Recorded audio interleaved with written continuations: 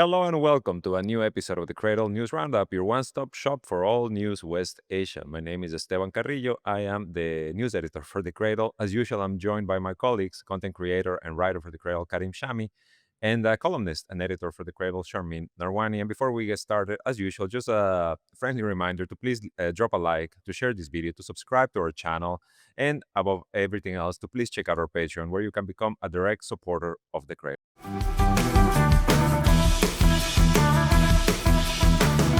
So today, many topics to get through, many interesting developments across the region and beyond. A new U.S. veto at the UN Security Council, the Gaza Freedom Flotilla approaching the shores of Gaza, and new Israeli threats on that. A very interesting proposal from the U.S. for the Iran nuclear deal. But let's start with the phone call between Donald Trump and Vladimir Putin. What was said, and a video that was aired on Russian television of a cabinet meeting between Vladimir Putin, in which he uh, sets the record straight, I would say, in many topics. With that being said, Charmaine, why don't you walk us through some of these developments, and so what do we make of them? Well, during our last podcast, you know, which aired on Monday right after the massive Ukrainian attacks on forbidden fighter jets, according to the SALT Treaty in Russia, we looked on Monday to see whether or not there would be a response. I mean, first of all, we were trying to get the facts on what had been hit and how severely. Most of our reporting was what the Western media was saying. That has backtracked quite a bit. Much fewer Russian assets were hit, much less taken out of commission. Uh, and our discussion focused around what would happen next. I mean, were the Russians going to retaliate madly? Were peace talks over? And we discussed the fact that Lavrov had said no that morning, because Monday was also the day of the next round of talks in Istanbul, negotiations for peace, and why Lavrov had decided to go ahead and send a Russian delegation to those talks. Um, I thought it made a lot of sense. I thought it was fair that Zelensky had tried to very pointedly scuttle peace talks. And so the Russian response should be to foil his objective, which did in fact happen. I think there was quite a debate here between Cunningham and myself on like what that meant. Like, did it show a sign of weakness for the Russians to show up at the talks in Istanbul, or did it show strength, or was it strategic, or was it dumb, whatever? And I think I still maintain that it was a very clever move because A, they immediately foiled his objective while they were given time and space to discover key things. The Russians are not reactive people. They are strategic minded, and unlike the Americans, they don't have knee jerk reactions. They tend to, when a major catastrophe like this happens, take time to investigate the scenario, who was involved, what the chain of command might have been, how attacks were perpetrated, etc. And I think it was really important that the Russians went ahead with the meeting in Istanbul because there were some interesting things that came out of it. Not details, but things that we can examine without knowing what was in the room. One of these things is okay. So, chief Russian negotiator Vladimir Medinsky um, reports that he ended up having bilateral talks with his Ukrainian counterpart, who is the defense minister Umarov. Okay, and those talks lasted for 3 hours. Now, what on earth were they talking about for 3 hours? This is got to be interesting because you've just been attacked by the party you're sitting across from in peace talks. Massive attack, not just that, but two terror attacks on passenger trains in different parts of Russia in which people were killed. Um, so, what did they talk about for 3 hours? Now, some are suggesting that these 3-hour talks between Zelensky, Ukrainian President Zelensky's defense minister, and the ace Russian negotiator, really frightened Zelensky, because Zelensky has fallen out of favor with Trump and the whole MAGA crowd since his awful White House appearance, in which he was schooled by Trump and Vice President J.D. Vance. And he's scrambling to get the Europeans on his side so he can, continue to execute his war against Russia. Very, very clearly, intelligence services were, Western intelligence services were utilized, and surveillance systems, et cetera, were utilized in the Ukrainian attack that Zelensky took great pride in taking credit for. I mean, he did so completely, and it was a shock, quite frankly. Even the U.S. Secretary of State called up the Russians to say, our condolences on behalf of this terrorist attack. So Zelensky is now freaking out. He has had various ministers of his depart because of his war policies in the past. And now he's got his defense minister, his top negotiator, sitting across the top Russian negotiator, talking for 3 hours about God knows what. All right. So almost simultaneously, um, and then Putin, of course, has his phone call with Donald Trump, which lasts for reportedly 1 hour and 15 minutes. And how do we know this? We know this because Donald Trump posted a post on Truth Social. I've never been on the site, where he goes into some length about his conversation with Putin.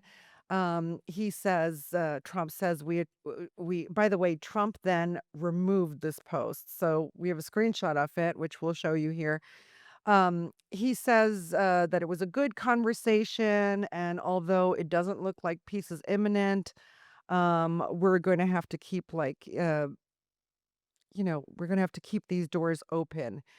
Uh, he understands peace is not imminent because the Russians in Istanbul handed over a memorandum of everything they're demanding from Ukraine. And obviously, the Ukrainians at the talks were not authorized to sign off on anything. But that memorandum after the Ukrainian attack on Sunday is going to stick. It's going to have teeth. I suspect the Russians are going to get almost everything they want. And this is why Trump, I believe, said it's not going to be immediate. Okay? Because he understands that Russia is going to retaliate or carry out a series of actions. They may be military, they may be diplomatic, we don't know. That is going to take some time before uh, peace talks can reconvene in any meaningful way. Okay, because right now the Ukrainians have a paper in front of them and they have to sign it. I think the fact that Trump didn't go off on Russia as he did, at the end of May over a Russian strike on Ukraine, which was just really a retaliation, was because he understands that, um, the picture now from Putin's point of view, he has to retaliate. And one of the reasons I think Zelensky's panicking, not only because of the 3 hours of conversation that went between his negotiator and the Russian one in Istanbul, but because of the Trump Putin uh, hour-long phone conversation in which he understands that Zelensky may be the throwaway here, okay? That maybe everything can be fixed if there's someone other than Zelensky who has to give the okay, all right? So Zelensky's panicking, in my view, and the Russians also very likely aren't going to strike back right away, because if they go true to form, they will investigate, they will find out which Western intelligence agencies were directly involved in the attack on Sunday. They will find out how much Trump knew and when he knew, and they will find out who in the U.S. administration tried to get this done, administration or Pentagon or intelligence services, etc. So there's some digging that needs to be done before they give a response. I don't think the response will necessarily just be military, because the Russians have done that before, hit Ukraine really hard. I think this is a case where the Russians need to just stop this noise from Ukraine and its ridiculous Western allies who are just pushing for war on end. And so I think we might see a very strategic response or set of responses. But Trump's call with Putin, then also Putin's uh, Putin's video call with his cabinet and Foreign Minister Lavrov, etc., where they were discussing not so much the Sunday strikes, but the attacks, the attacks on the train, the terror attacks, making it very clear to the Russian public that these were terror attacks aimed at civilian populations specifically, okay? And that the regime in Kiev is now, we can only view them as a terrorist regime, is setting expectations for the public.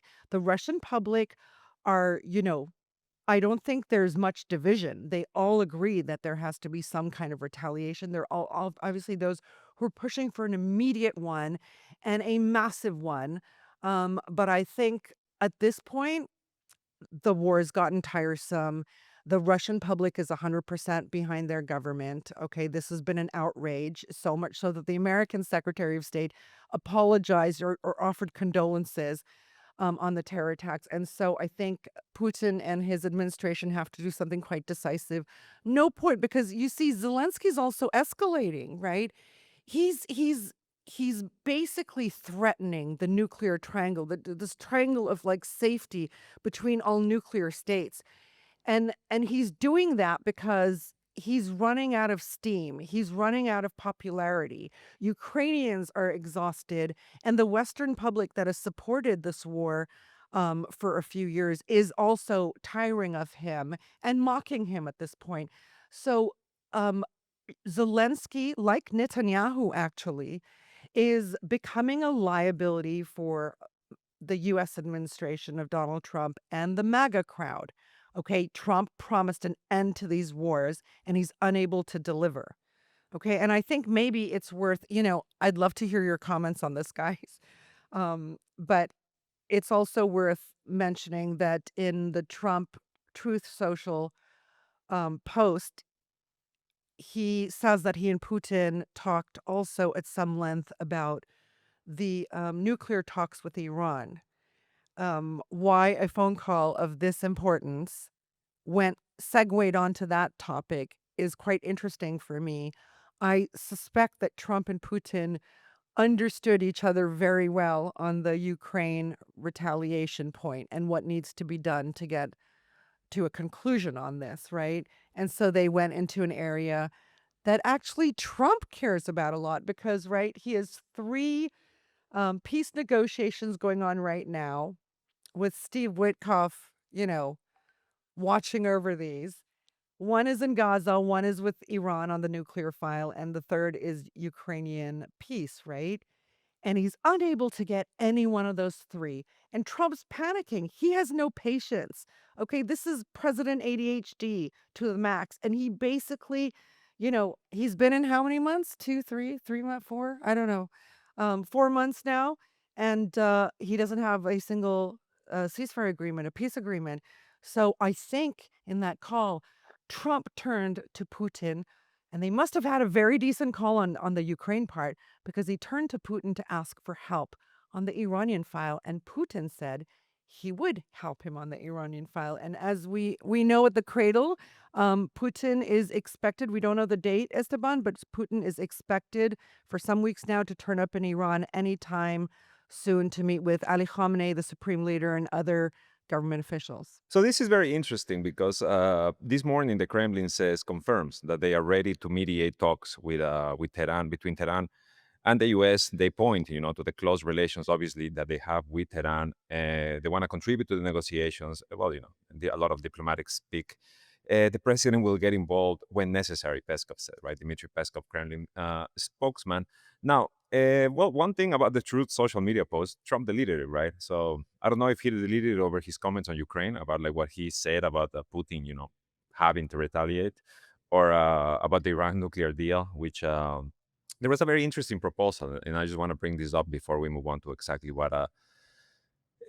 what Putin may mean. The U.S. this week, apparently, or no, in the latest U.S. proposal, according to Axios, there's there's terms for the creation of a Uranian Enrichment Consortium, right? Like a West Asian consortium made up of several Gulf nations, Saudi Arabia, UAE, Oman, which has also been instrumental in all of these, the Witkoff diplomacy, quote unquote. So the U.S. says Tehran doesn't want to stop enriching uranium. Donald Trump says no enriching uranium. So there's this, middle of the road kind of proposal that says, okay, let's build a consortium for all of these nations to continue to enrich uranium with U.S. supervision. Right? It's like everything has to be done with U.S. supervision, with U.S. oversight. Tehran hasn't really given their official response yet. Although yesterday, the Supreme Leader Ali Khamenei tells the U.S. Let me find the quote. Who are you to tell us whether we should have a nuclear program or not? Independence means not waiting for the green light from America and the likes of America, he says.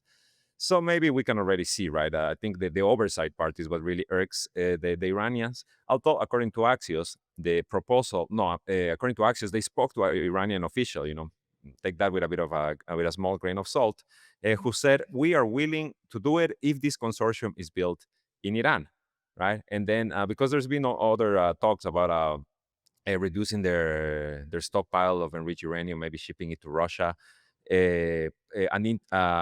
temporary pause of enriching, all of these kind of like just diplomatic moves. Steve Witkoff, at least in his attempts, if this proposal is real, it seems to be, trying to find a middle, a midpoint for these diverging points of views to meet. We know that a few months ago, Iran offered Saudi Arabia help with developing their own nuclear program. Remember, Saudi wants what was it called, the deal of the century, right? It was what they were calling it, or something like that. The deal that they had with Biden before October 7th, before the genocide in Gaza began, the one when they were going to normalize with Israel, and and the U.S. was going to give them help at developing a civilian nuclear program. So it seems that the Witkoff proposal is kind of bringing all of these things together.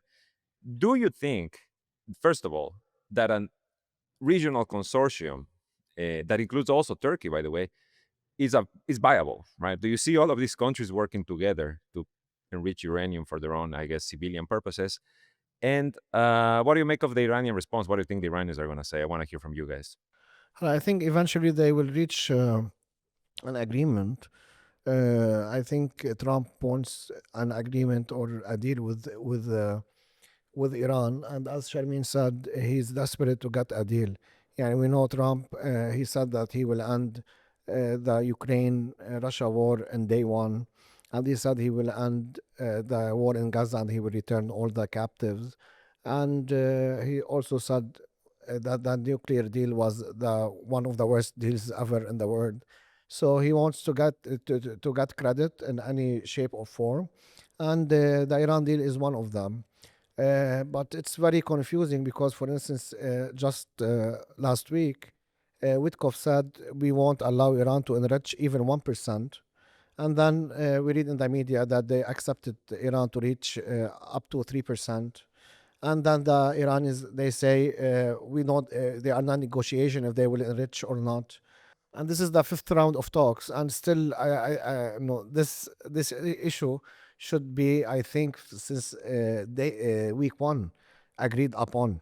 So I just want to read some quotes that I collected from last week. Witkoff said we won't allow Iran to enrich even 1%. CNN, quoting U.S. officials, said that U.S. is no longer asking Iran for zero enrichment. And then Reuters, quoting U.S. Officials saying that the U.S. is insisting on zero enrichment. And then Axios, quoting also U.S. officials, said U.S. has changed its position, saying Iran can enrich up to 3%, and Trump said Iran can't enrich at all. So everything is confusing, and I think they want a deal, but Trump, as always, he likes to pretend or to act as if he's tough. And we have to wait this Sunday. I think there's new talks, no? I don't actually know. I'm so bored with Iran nuclear talks. I covered them in 2015 in Vienna, and I was like, because everyone rushes to report on things, and most of them don't know. The only ones who know anything are the ones who are getting fed directly, media who are getting fed directly by negotiators in the room. And that's also self-serving. So you really don't know what's happening in these talks. But I really, I'm just rereading, as Karim was saying. Just wanted to ask you, do you think it will be, if it was done, yani, do you think it will be that off of the 2015 deal? No, I don't know what they can I think the discuss. 2015 deal was a very rational deal. The problem with it was, American authorities don't seem to work, on the basis of strategic thinking and vision and long-term planning.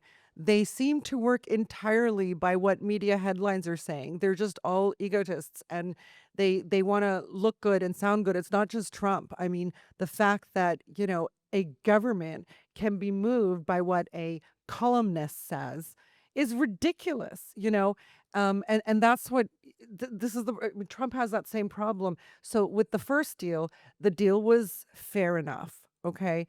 But the other side, the Iranians immediately upheld their part of the deal. They immediately dismantled centrifuges and reduced enrichment and everything basically. Yeah, everything basically that had been demanded of them. And then all the West had to do is basically goodwill efforts. Okay, remove sanctions. Oh, those things were done, but that was more like an international effort. But they brought them right back. Obama slapped on more sanctions on Iran, different kinds of sanctions under different auspices almost immediately. And no Western businesses really went to Iran after that. And that was one of the things. Why would Iran sit and talk about their nuclear program, their indigenous nuclear program with foreign countries? It's because they wanted sanctions relief. So that didn't happen. They wanted their economy to jumpstart, and that didn't happen. So also, the West had promised. I mean, under the deal, Iran can, when it reduces its enrichment down to 3.5, whatever it was, they are entitled then to purchase enriched uranium for their many, many domestic nuclear needs, okay, civilian nuclear needs, okay, medical, research and development, science, Yeah, that's what I environment. wanted to ask you. Yeah. It's when we met the Iranian official in Tehran regarding The deputy head of the Iran's nuclear energy program. Iran also wants a deal not only for the sanctions, because they want to acquire the scientific papers. Sanctions also extended to anything dual use potentially. So science, basically science, progress, technology, and so Iranian scientists were excluded from various scientific meetings around the world. And he said, but we overcame that because Iran is a key country in terms of scientific output globally, and And so the number one in West Asia. number one in West Asia, correct. I That just is want also the concern in the Iranian government, right? That they're going to have like a brain drain if the enrichment is stopped. They feel like their scientists are just going to start looking for jobs elsewhere. I don't think the nuclear scientists' only jobs are, or that there's anyone in charge of just from 3.5% to 60% enrichment. I don't think that's necessarily the case. The nuclear program will persist, and its applications from enrichment into science, technology, research and development will continue. I mean, there's what did we say? Over 200 nuclear medicine centers in Iran. We were told now it was around 100 in 2012 when I last met with folks there. And so, they're really moving at a very fast pace. But I just want to go back because as Kenny was speaking, I was looking at Trump's Truth Social post. And just if we can point out in the podcast visually how urgent he sounds on Iran. Okay. So from the part where it says we also discussed Iran and the fact that time is running out, that's one, on Iran's decision pertaining to nuclear weapons, which must be made quickly. That's two. Blah, blah, blah. I said to Putin this, and we were in agreement. Putin suggested that he could participate in discussions. and perhaps be helpful in getting this brought to a rapid conclusion. That's 3. It's my opinion that Iran has been slow walking their decision. That's 4. And we need a definitive answer in a very short period of time. That's 5. In one post, 5 times, Trump is focusing on speed, the element of speed. He sounds quite desperate. I think he understands by now that Iran will not budge on enrichment, and because of the false promises driven by stupid editorials in American papers, Trump has cornered himself into this no enrichment hole, which is not possible. Iran is going to enrich no matter what. And it sounds nice on the headlines, right? It sounds like he's the one dictating the terms when he comes out and says no enrichment, right? It's like he likes to be seen as the tough guy. Yeah, the Americans always talk about what's it called when they have negotiations without the Americans always talk about unconditional negotiations, and then they immediately have like 16 conditions going in that they blast to their media, setting wrongful expectations. You have to consider your adversary at the table.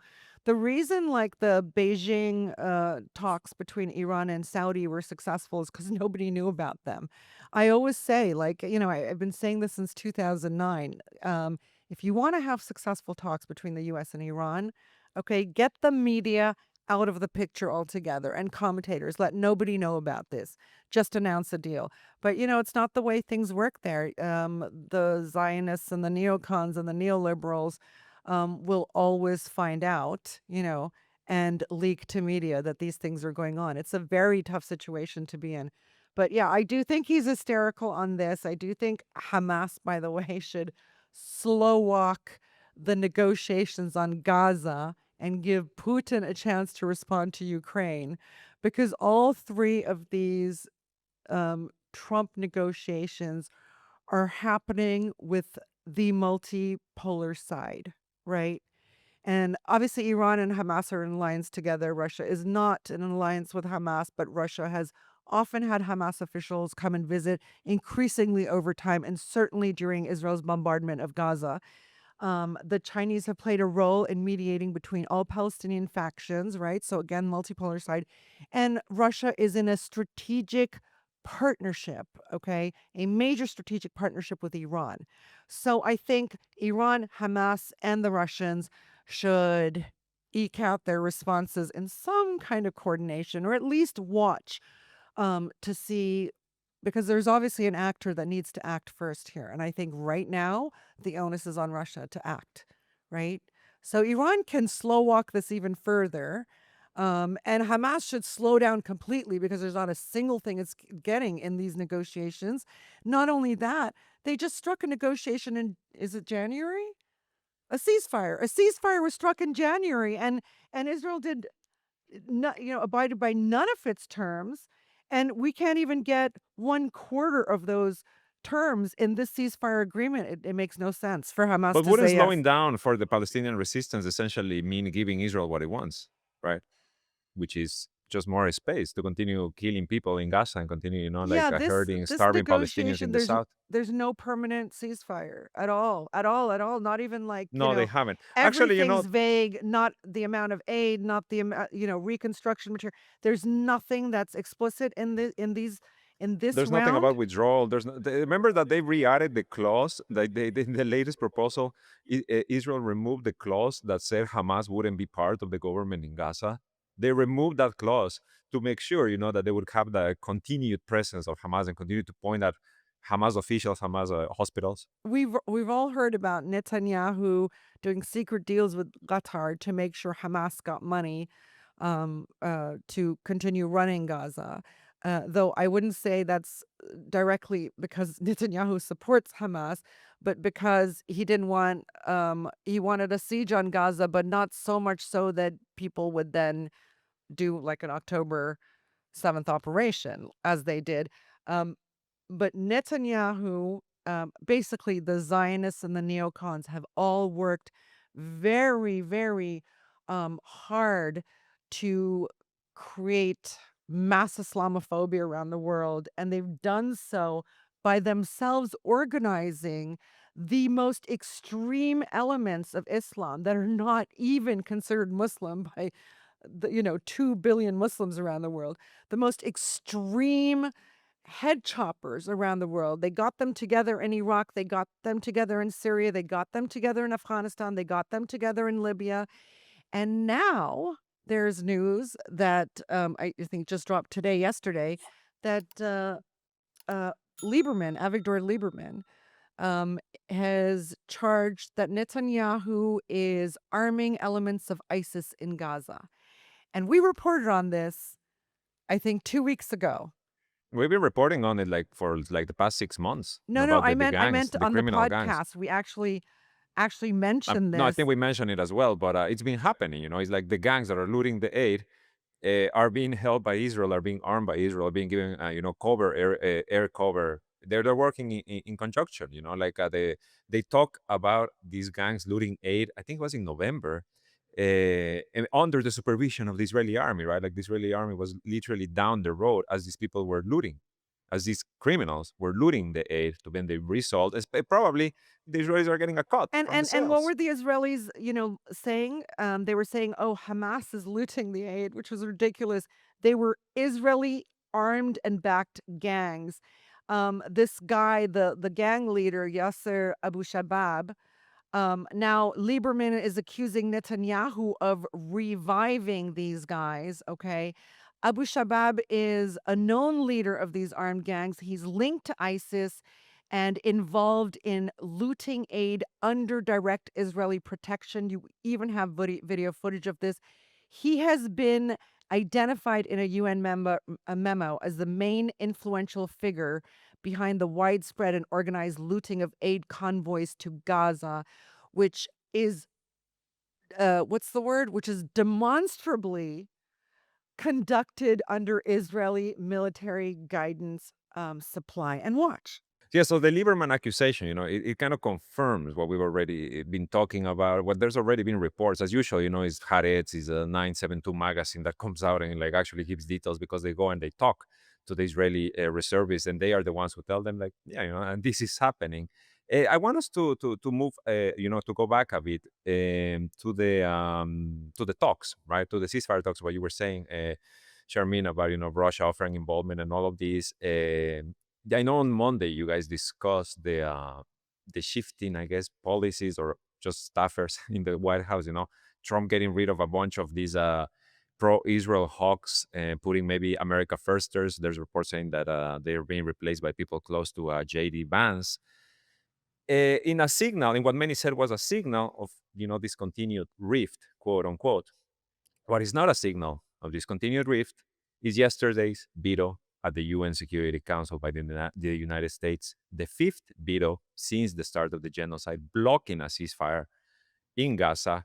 The resolution was sponsored by Algeria, Denmark, Greece, Guyana, Pakistan, Panama, Korea, Sierra Leone, Slovenia, and Somalia, and it received 14 votes in favor out of the 15 members of the UNSC. 5 permanent and rotate. Right, the only country that comes out and vetoes.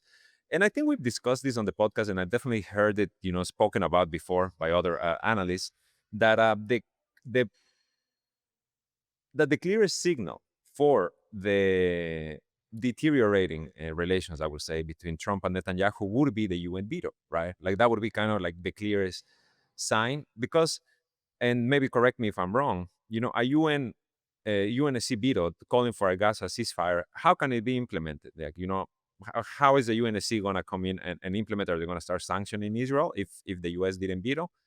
And, the second point, a lot of theater, in my view, this whole rift. It seems like, Trump and Netanyahu are still very much in bed. The interests are aligned. Maybe what Trump doesn't like is having, putting Israel always ahead, like the Biden White House did. He maybe wants to put it either behind the U.S. or side by side. Who knows? But in any case, a completely shameful vote, as it usually happens. And one last thing, who voted for it? Our old friend Dorothy Shea, former Lebanese, former ambassador to Lebanon, current representative for My the U.S. in the ex-president. UN, ex-president of Lebanon. Yes, yes. I'm sorry. This I'm sorry, woman, for Madam Shea. you guys who don't know, was ambassador for just U.S. ambassador in Beirut for just way too long. She absolutely, I mean, was there even pictures of Joseph Owen, the current president of Lebanon, who was the chief of the Lebanese army before becoming president quite recently.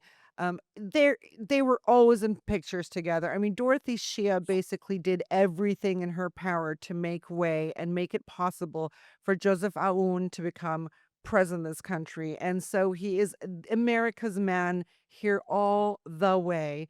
And now she's segued over to the UN and voted against stopping a genocide. And it just so I mean, I think we felt it because we saw her filthy hand go up. She lost some weight. Yeah, well, she used to go to Well, the what you know what they say about Lebanese doctors, right? They're the best. Lebanese doctors, right? But also, So can I comment something very fast? I just wanted to say that many people in Lebanon loved Shia, and they saw her as the savior of Lebanon not because many people. Her little upper ass crowd. Okay. Okay. Of والله like, والله many people يعني يعني you have the Lebanese forces party, and you have the Kataib party, and you have like the future movement, and many people basically Zionists and neocons of Lebanon. yeah, which are around half not of a Lebanon. small number. Let's be honest. Yeah, they have some numbers.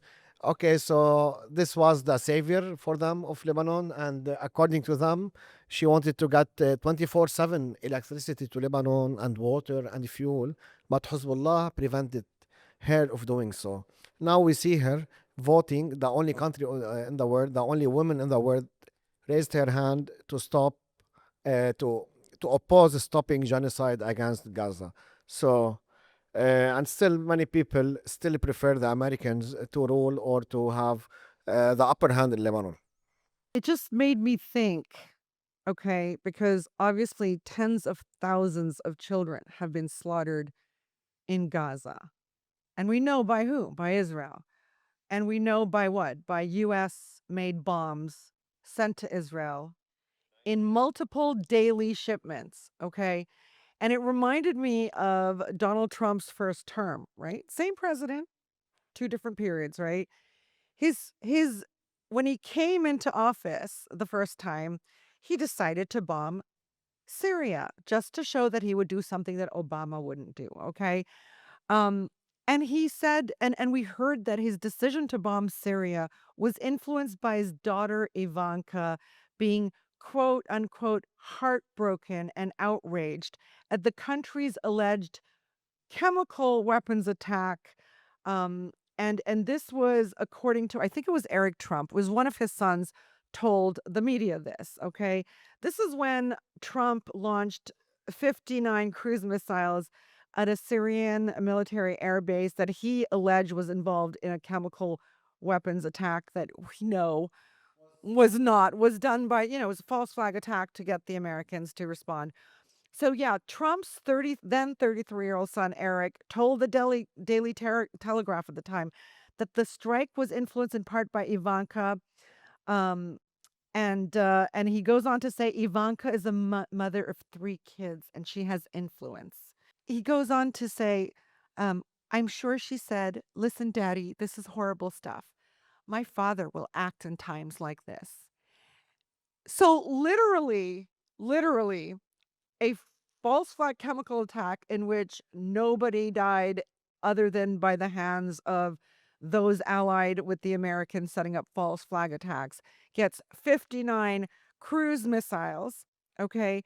And in a case where a US supplied genocidal state is bombing the hell out of children and babies and innocent victims every day, every hour, all for 19 to 20 months now, Trump vetoes a ceasefire. What is Ivanka saying with her fat Zionist husband? What is she saying? Oh, their babies aren't really. They're all potential terrorists. What a joke. What do you think, Karim? Do you think the U.S. veto? Well, what does it mean? Is this a proof that there's no rift between Netanyahu and Trump? First, I think the vote is to support Israel, not to support Netanyahu. That's my thoughts. And let's tell our viewers that the United States till now used the power of veto in the UN 88 times. 50 times were only in support of Israel. They used 50 times veto to support Israel or to obstruct a decision against Israel at the UN. So I think it was expected, and the United States will continue to do so. And as Sharmin argued a few minutes ago, Trump wants the deal to be done by himself. He wants his name. He will not allow anything that to be passed by the UN. He wants to say, we did it, I did it, the United States did it, my negotiators did it. Yani I think even if tomorrow there will be a ceasefire, Trump will tell Shia, my ex-president, to vote to veto at the UN because he wants the next day or within 24 days to go at his Truth Social or X or whatever and say, I stopped the war. And we all know how Trump is sensitive to the media, and especially to the United States media. And it's on him because he said that he will stop the wars in one day. And he often says that if I am president, these wars wouldn't have even started, and I can fix everything. Until now, nobody said anything except when he tweeted and said that he stopped the war between Pakistan and India, and then both countries said no, he didn't. So that's Trump, and that's what the whole world is dealing with. Yeah, I definitely agree with Karim.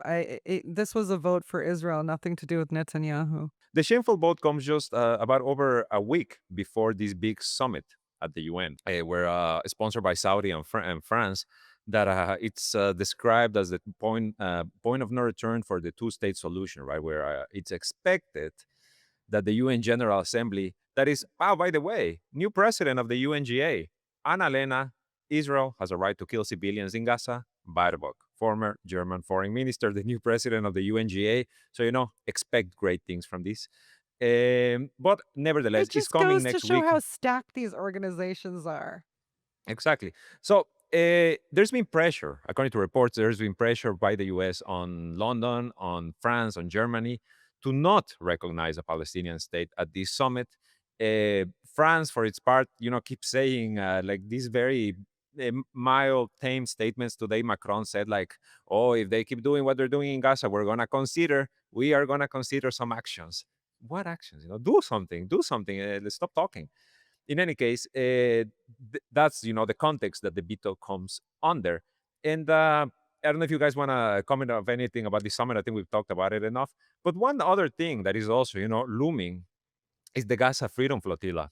This tiny sailboat that is That's heading for 12 Gaza people in the world doing something about Gaza, finally, outside of Yemen, right? Right now we have outside Yemen of Yemen. and the Gaza Freedom Flotilla and all of its occupants attempting to reach Gaza. And today, a report in Israeli media says the Israeli army plans to seize the boat when it reaches, I imagine, its territorial waters, and to arrest all the activists on board. Last time the Freedom Flotilla tried to approach Gaza, it was shot at by an Israeli drone, almost sank. Right, it was left to fill with water for a few hours by the Maltese Coast Guard, and you know that's where they're heading now. Again, this time, with Greta Thunberg aboard, some other, a bunch of Western actors, a couple of members of the European Parliament. I think 12 people in total, carrying a measly amount of aid, right? As much as you can fit, I guess, in this boat. Is more about the media, right? It's about the images. And here is my perspective on it. No matter what Israel does, there's no way they're winning this one, right? There's no positive outcome for the Israelis on the topic of the Freedom Flotilla. Uh, Second of all, how are Israeli troops going to act into seizing this boat? Is there going to be any restraint, or have we seen the last of Greta Thunberg? Yeah, we have also to go back 15 years ago exactly to an incident that happened at the end of May in 2010. May 31st, 2010, when Gaza experienced the same situation, but not as extreme as today's situation. And many people went into a flotilla to to break the siege of Gaza. And what was the response of Israel? They bombed one of the ships and they killed 10 people and injured 10 people. So this is not too far from Israel to do, especially with everything that's happening. They can always blame it on one guy, as they do on Western media. They say, no, this is not about Netanyahu. This is not about the Israeli army. These are individual incidents. They might do it because for Israel, if this succeeds and it gets media attention and the people there will like broadcast and film what's happening, many people will be encouraged also to do the same. So I guess I expect they might even bomb it or kill somebody on board of the flotilla. Or as they said, they might seize it, and it's easy for Israel to seize it because we also the picture of the flotilla. It's not that big or powerful. Yeah, it's a small ship. They can easily maneuver it and like arrest the people, as they said, or they can bomb it and frame it as an individual incident, as they always do. They just had like a couple of days ago, they sent a warning about a drone flying over them. So the reason there's only 12 activists on this boat is because it's really small. Okay, it's not like the Freedom Flotilla of 2010. So you have, of course, the most famous of all is the Swedish activist Greta Thunberg. Then you have 6 French nationals, a German, a Brazilian, Spanish, a Turkish, a Dutch. One of these is a member of the European Parliament, one of the French crews. Now, so what you were saying, Esteban, about an actor being on board, I think like until just this week, even in the Guardian, I was reading they had announced that Liam Cunningham was going to be on board the flotilla. Cunningham is, of course, a famous actor from the Game of Thrones series, which was a global hit, where he plays Davos Seaworth. And the reason I'm mentioning this is because Liam Cunningham follows me on Twitter.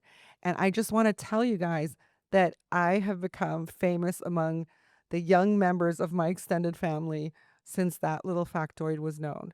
So I just wanted to bring that up to toot my own horn a bit. But Cunningham says, okay, so I think the confusion is, I mean, he's absolutely backing the flotilla and the humanitarian aid. He did go to the launch of the vessel, which I think left on June 1st from Sicily. And he said he said to the press that it was never intended that he would be on the boat given its small size. And the fact that it had to be loaded with the stuff that, quote unquote, the Tel Aviv regime will not allow into Gaza. So it's got crutches, it's got antibiotics, it's got baby formula, it's even got a 3D printed prosthetic baby's arm. And if the Israelis stop this little fishing boat from getting to Gaza, that's pathetic. It is pathetic. It's the pathetic thing, Sharmin, is yesterday the UN, the whole world failed to stop the war on Gaza, and now we see like a small crew going there to break the siege. That's pathetic for me. 12 people plus the Yemenis. That's it, man. That's what the civilized world has, really made up of at the end of the day. And well, I guess people like that speak about this. I don't want to put ourselves in in this category, but we have to break the siege, not just the military siege, also the media siege, and that's why it's so important for you guys to support us. Please support the Cradle. Check out our Patreon. So, of course, as this flotilla approaches, you guys are correct. This is kind of like the only people at this point that are trying to break the siege. A survey, a very interesting survey comes out this week that kind of brings this all together, right? By the Pew Research Center, that 24 nations surveyed, asking them their opinion of Israel. About 100,000 people in total, part of this survey. Most have a negative view of Israel. In the 24-country median, 62% of respondents say they have a negative view of the Zionist entity. The only 2 countries, this is very interesting, that have a positive view, Kenya and Nigeria. I Kenya asked, and Nigeria? yes, I asked a friend, a Zambian journalist, a friend of mine, like, why is this? Why is Kenya and Nigeria? And he says there's a lot of Christians in Kenya and Nigeria who believe that they must, no matter what, back the Zionist entity. The chosen people is what he said. They need to support the chosen people. We've seen this in the US too, right? With the evangelical Christians, there's this belief that Israel is kind of like where the Messiah is going to return and all of this.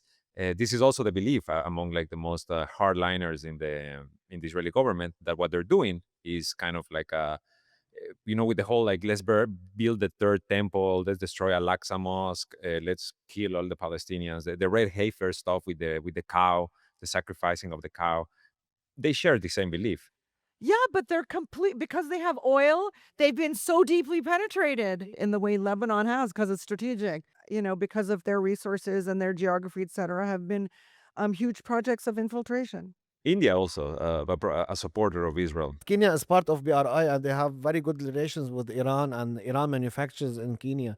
So I think this And the part. UAE is the biggest Zionist, country in the world, and they're part of BRI too. BRI still has time to tame, the misled minds of many of its members. Let's be honest, what has China and Russia done to help end the genocide, right? The Freedom Flotilla is doing more than BRICS. Yeah, is doing more 100%. than any of these entities. Although yesterday the Chinese comments at the end, they were very powerful, but no, we need actions at this time. Comments are nice, man. Erdogan makes very nice comments. He makes very, very nice comments, but they don't take any action. So with that, we come to the end of this episode. We want to thank everyone for joining us today. And again, just a reminder to please leave a like, to share, to subscribe, to find us on other social media platforms. You can find us on X and on Telegram. You can also find this podcast on Rumble. So, go and follow us there. And of course, above all, please check out our Patreon, where you can become a direct supporter of the Cradle. For the Cradle News Roundup, my name is Esteban Carrillo. I have been joined by Karim Shami and Sharmeen Narwani.